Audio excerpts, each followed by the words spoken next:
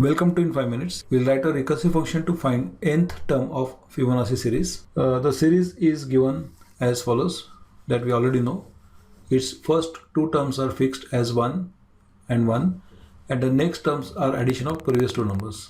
So third term is addition of 1 plus 1, 2. Then fourth term is addition of 1 plus 2, 3. Fifth term is addition of 2 and 3, 5, and so on. So in general, we can set two rules. Any nth term of Fibonacci series is addition of n-1 term plus n-2 term. That is for every n greater than 2. But it has a fixed value of 1 for n is 1 and n is 2. That is, if n is 1 and 2, that is first and second term is fixed as 1. Now using this same concept, we'll be writing our own recursive function now. See the entire program over here.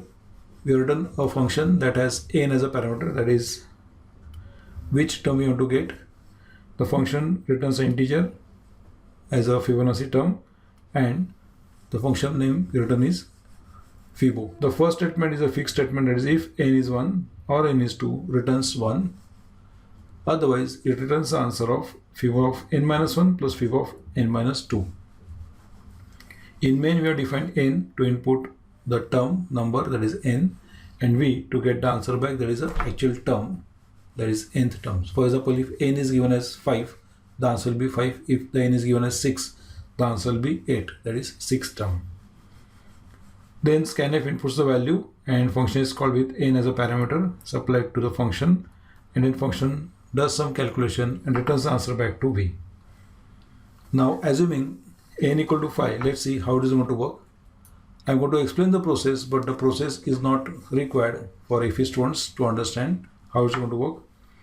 As suppose value of n was equal to 5, so function receives value 5 over here, and the first if is false, so the else part works, that says return Fibo of 4, that is n-1 and n-2, that is Fibo of 4 and Fibo of 3.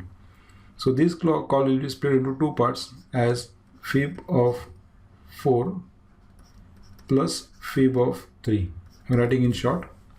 Answer of this evaluated will be given back to the first function call, that is in main. Now since it's a function call, now Fib of 4 will be called, again n receives value as 4. Let's talk about the left part only for timing.